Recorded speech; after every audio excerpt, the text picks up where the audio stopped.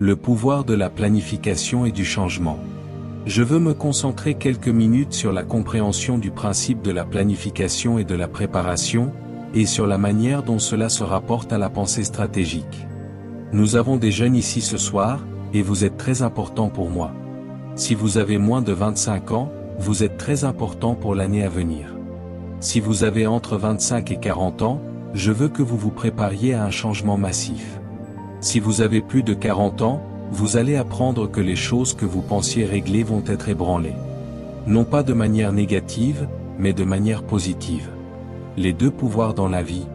Je veux que vous écriviez ceci, il y a deux pouvoirs dans la vie que vous ne pouvez jamais contrôler ni arrêter, le temps et le changement. Vous ne pouvez pas contrôler le temps. Vous ne pouvez pas contrôler le changement. Les deux éléments les plus difficiles à gérer dans la vie sont le temps et le changement. Que cela vous plaise ou non, la nouvelle année arrive.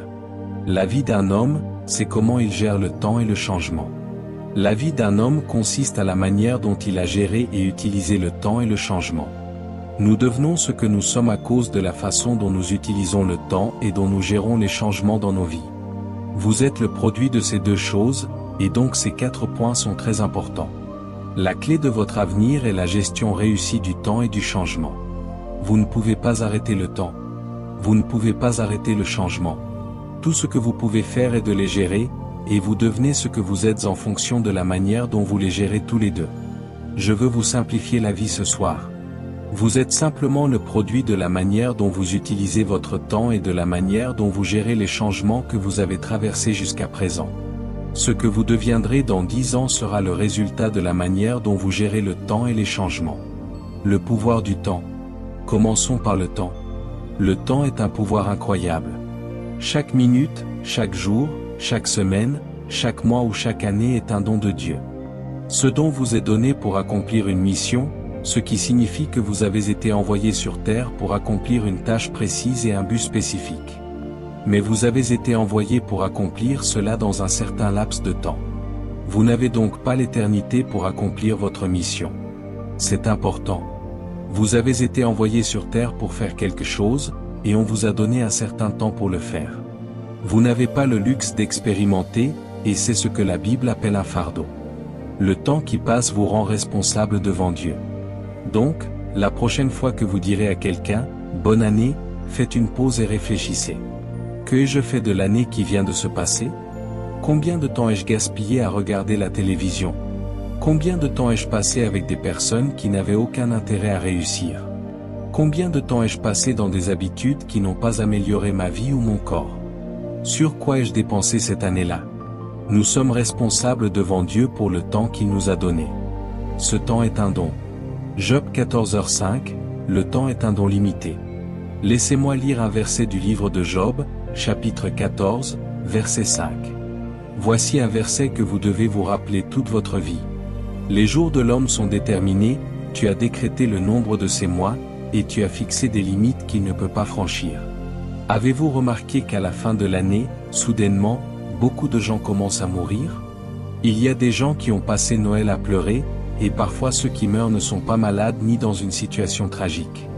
Certains d'entre eux jouaient au basket, au tennis, ou dans le jardin, comme s'il était prévu qu'ils meurent avant la nouvelle année.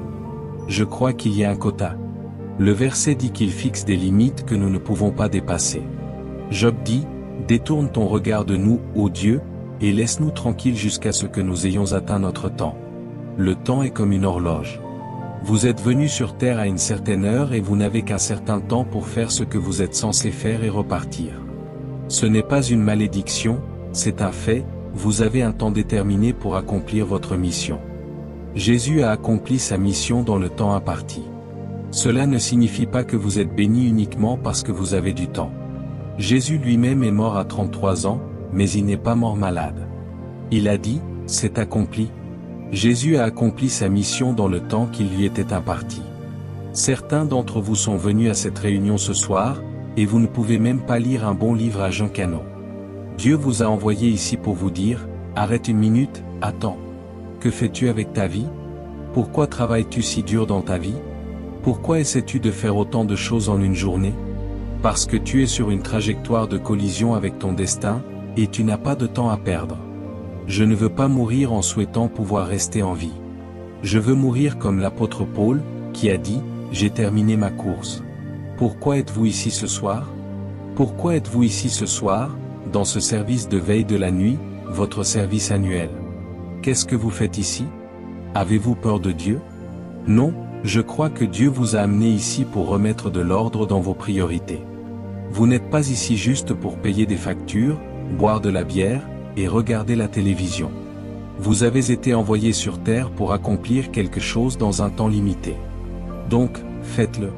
C'est tellement important, mesdames et messieurs. Je suis toujours préoccupé par les gens qui disent « J'ai 90 ans ». Pouvez-vous prendre un peu de votre âge et l'utiliser plus judicieusement? Il y a un homme dans la Bible qui vivait 969 ans. La seule chose que nous savons de lui, c'est qu'il est mort. Laisse-nous tranquilles, Dieu, laisse-nous exprimer notre article. Quelle déclaration! Souviens-toi que chaque nouvelle année est un chapitre dans le livre de ta vie, une opportunité de réfléchir sur la façon dont nous gérons le temps et le changement. C'est ce qu'est une année, un chapitre que tu fermes pour ouvrir un nouveau cycle. L'année dernière, j'ai écrit 2 livres et les ai publiés tôt. Ces livres sont maintenant disponibles dans 112 pays et traduits en 68 langues. J'ai travaillé sans relâche pour les écrire, nuit après nuit, et je devais absolument les publier avant la fin de l'année. J'ai travaillé pendant que tu dormais. Comment as-tu fait cela?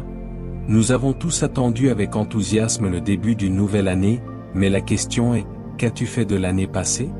Prends conscience que le temps et le changement sont les matières premières de la vie. Ce sont 2 éléments que tu ne peux pas arrêter, ils continuent de s'écouler, de se produire, et ils façonnent ta vie. Le temps et le changement sont les seuls moyens de transport que tous les êtres humains partagent. Nous avons tous 24 heures par jour et nous sommes tous soumis au changement chaque jour. Personne n'est meilleur ou moins bon en ce qui concerne le temps et le changement, tu deviens ce que tu es par la manière dont tu utilises ton temps. Chaque nouvelle année est une chance donnée par le destin pour améliorer la gestion de ton temps et ton adaptation au changement. Je veux que tu prennes une décision ce soir, en cette fin d'année. 2013 sera l'année où tu deviendras un gestionnaire professionnel de ton temps et de tes changements. Je t'encourage fortement à ne plus perdre ton temps. Je pensais à la manière dont Dieu a créé le temps. Rappelle-toi que Dieu a créé le temps, mais il a un problème. Dieu a créé le temps, mais il n'y vit pas. C'est ce qui rend cette relation complexe. Où vit Dieu? Il vit dans l'éternité. Lorsque Dieu te parle, sois très prudent. Par exemple, s'il te dit « Je reviendrai demain », cela pourrait signifier qu'il reviendra dans 1000 ans, car il ne vit pas dans le temps comme nous.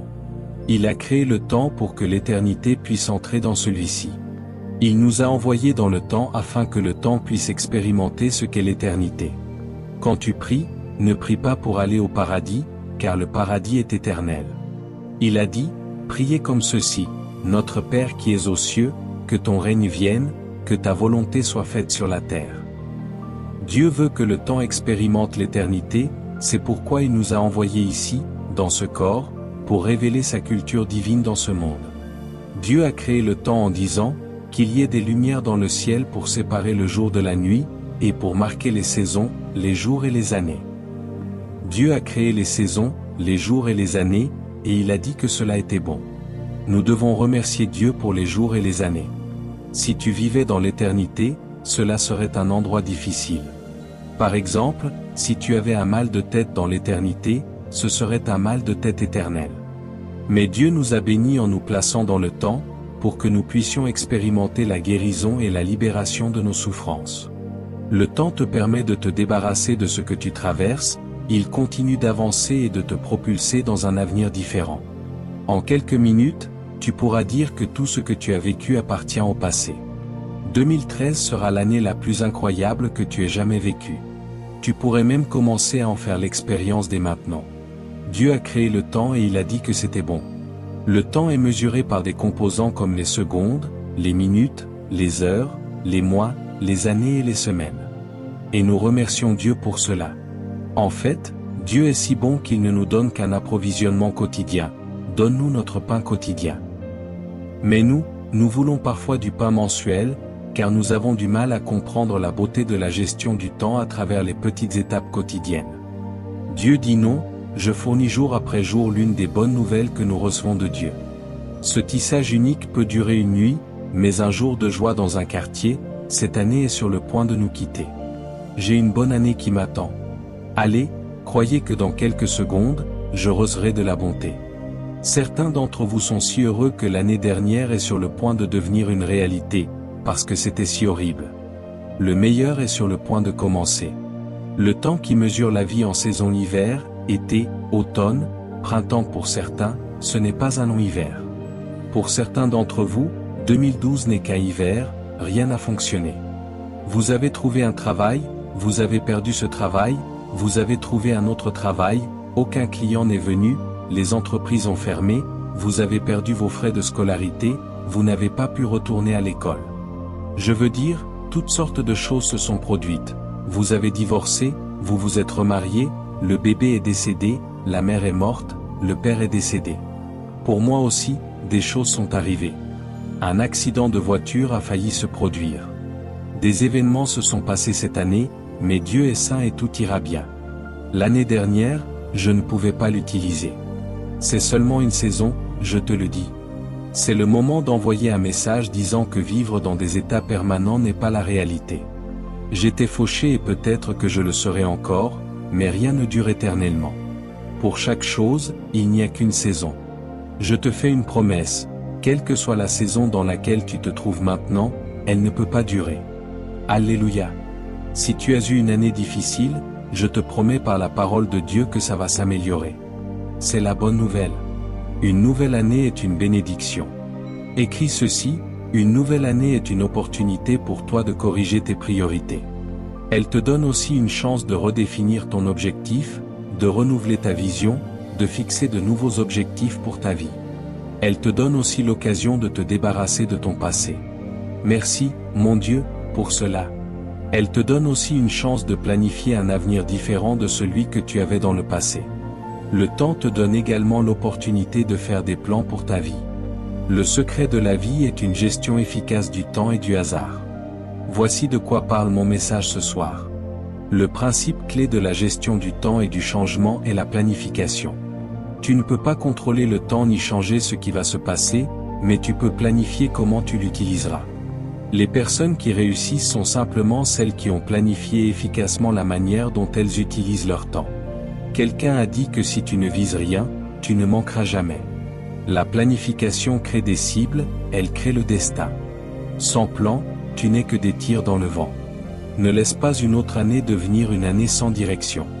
La planification est le principe le plus important du succès dans la vie, car la seule chose qui régule le temps et le changement est la planification.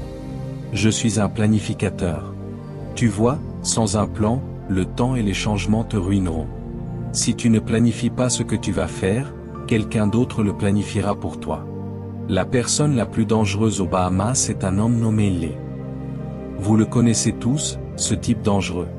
Allons-y, allons faire ceci, encore un peu, allons-y, mais il te tuera. La seule défense contre cela est un plan. Ils diront, allons dire que j'ai déjà un plan. Je vais dans la nouvelle année avec un plan si fort que le temps s'y soumettra et que le changement deviendra son serviteur. Puis-je te le dire? Alors que l'année prochaine approche, je veux que tu te souviennes d'écrire cela. Dieu dit que cette année est l'année des changements. Le chiffre 13 en hébreu signifie changement. Bienvenue dans l'année du changement, gloire à Dieu. Le nombre 13 signifie aussi un nouveau départ, repartir à zéro.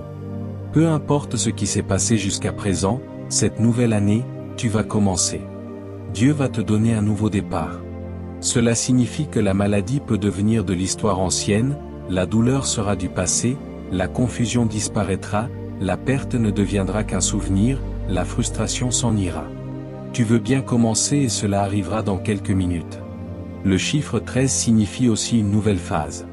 Ça ne veut pas dire que tu vas aimer tout ce qui est nouveau, mais cela signifie que tu entres dans une phase complètement nouvelle de ta vie. Dieu va changer toute la dynamique. Tout va changer en 13. Tu pourrais déménager dans une nouvelle maison, commencer une nouvelle entreprise, et cela va marcher, même au milieu d'une économie difficile. Alléluia. Je te donne une nouvelle phase. Le 13 signifie aussi que tu vas vivre des expériences que tu n'as jamais vécues auparavant.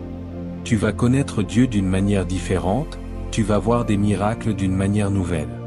Tu vas voir les gens d'une manière nouvelle, tu pourrais même recevoir un nouveau diamant. Mentionne cela, c'est mon moment. Quand Dieu m'a parlé en novembre, je n'ai pas pu dormir pendant 2 jours. Il m'a dit, si tu vas recommencer, va à l'école encore. Les échecs de l'année dernière sont bons pour ce moment. Voici le chiffre 13. On t'a dit que 13 est un nombre malchanceux, mais la Bible dit que c'est le meilleur nombre que tu puisses avoir. Gloire à Dieu. Dis-le, je suis sur le point de recommencer. Crie fort, je suis sur le point de recommencer. Allez les jeunes, vous retournez à l'école.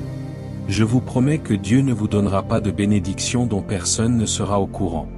Pourquoi ne pas remercier Dieu dès maintenant, d'être retourné à l'école avec toutes les dépenses payées? Il va recommencer. Je vois le 13 comme si vous arriviez au bout de votre corde dans le canal 12 et que Dieu vous a donné une nouvelle corde. Cette fois, vous avez une corde plus longue. Vous êtes sur le point d'emménager dans un endroit où personne ne vous a jamais vu. Cela signifie que là où vous étiez, tout va se transformer. Le 13 symbolise la transformation. Dieu va transformer toute votre expérience en une année. Quelqu'un est-il prêt pour la transformation? 13. Inclinez la tête, Père, nous sommes sur le point de marcher. 5, 4, 3, 2. Bienvenue. Vous commencez musique pour musique, bienvenue l'applaudissement musique. Ils n'ont jamais connu de moments difficiles. J'ai eu des moments difficiles l'année dernière. Dites-leur que l'année dernière a été difficile, mais que c'est un nouveau départ. Que quelqu'un crie, c'est un nouveau départ. Allez, quelqu'un renouvelle son engagement, c'est formidable. Oui, je fais face à un nouveau départ, Miché, Jésus, merci, Jésus applaudissements merci, Jésus. Il y a un verset que je veux que vous méditiez, tiré du livre des Proverbes, chapitre 16, verset 3. Confie au Seigneur tout ce que tu prévois de faire, et tes projets réussiront. Waouh, quel verset! Dimanche, je vais vous enseigner comment planifier. Si vous traversez cette année sans changer de plan, vous vous autodétruirez. Vous serez pris au dépourvu. Le changement peut tout bouleverser, mais il peut aussi devenir votre destin. Vous devez avoir un plan. Dieu dit, confie-moi ce que tu prévois de faire, et tes projets réussiront instantanément. Nous allons nous incliner devant Dieu et prier. Je vous demande à tous, jeunes et moins jeunes, d'être sérieux avec Dieu et de dire, Seigneur, je veux te confier mes plans, je veux que tu me montres le plan que je dois mettre sur papier. Je te le remets ce soir, et quel que soit le plan que tu as pour ma vie, je veux te le confier. Puis-je revendiquer cette promesse? Pendant 1 an, mes projets réussiront. Dieu ne me prévoit jamais pour l'échec. Ainsi, la seule défense contre le changement est la planification. Voici ce que Dieu me dit, je vais envahir la terre cette année avec des changements divins.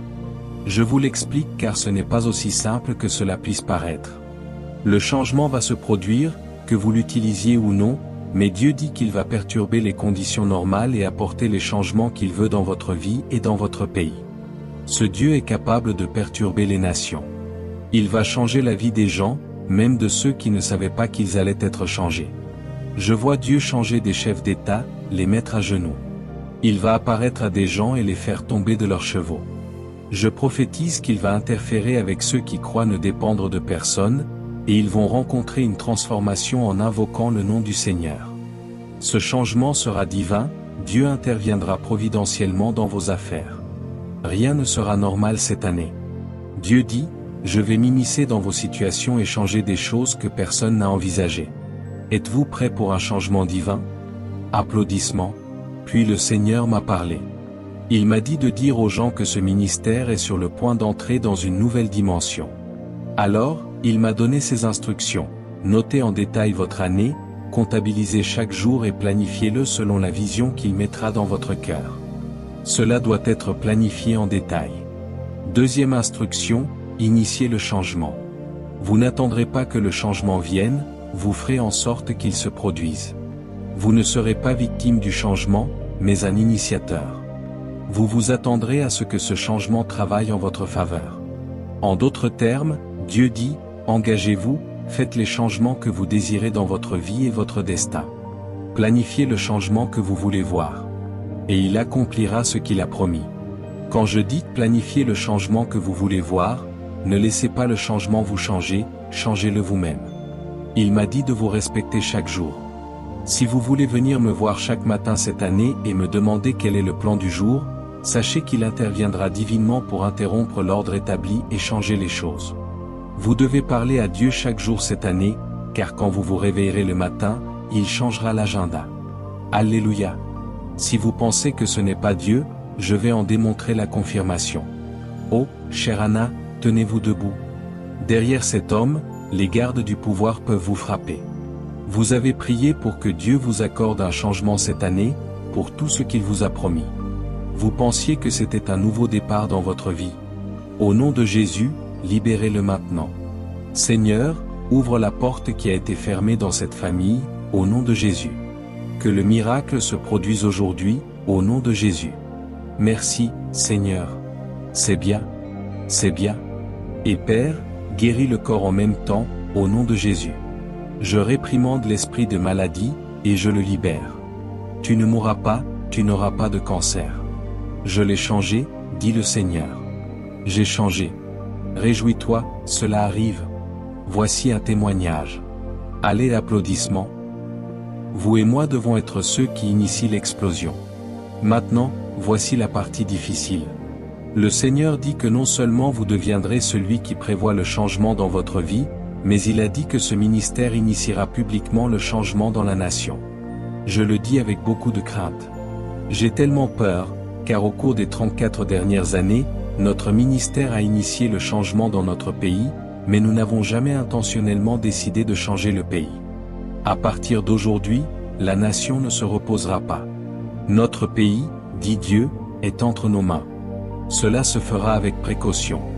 Il m'a fait peur en disant que la deuxième moitié de ta vision commence maintenant. La première moitié consistait à transformer les adeptes en leaders, et vous l'avez bien fait. Maintenant, il dit que vous transformerez ces leaders en agents de changement. Cela signifie que nous ne serons plus silencieux. Voici la déclaration que je veux que vous écriviez. 2013, l'année du changement, les nouveaux commencements.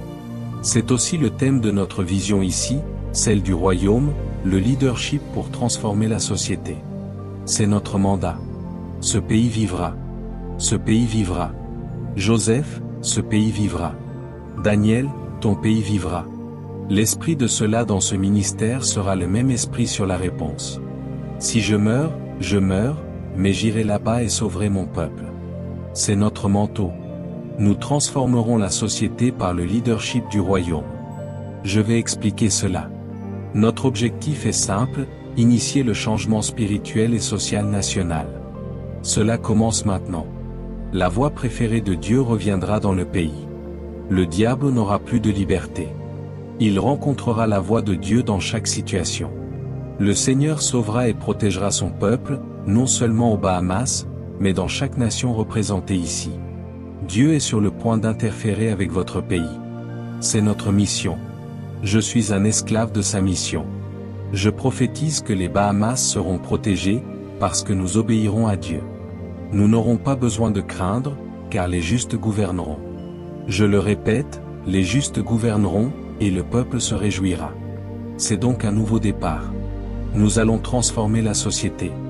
Vous allez dire à vos petits-enfants que les enfants de vos enfants ne seront pas honteux et ne vous maudiront pas pour n'avoir rien fait. Vous ferez quelque chose. Ce sera l'année la plus riche en événements de ce ministère. Nous serons entendus sur le marché, et chaque fois que Satan vivra en avant dans ce pays, le Seigneur élèvera une bannière plus haute. Je prophétise que nous ne chercherons pas à voir le règne du mal aux Bahamas et dans vos nations. Ne le revendiquons pas non plus. Applaudissements. Comprenez-vous que c'est notre mission? J'ai demandé à Dieu comment je pourrais capturer cela. Chaque année, je capture un thème dans un symbole. Voici le symbole, un octogone après Gonzo Hector. Il a dit que cela sera vu dans le monde entier. Les nations seront impactées, en commençant par Jérusalem.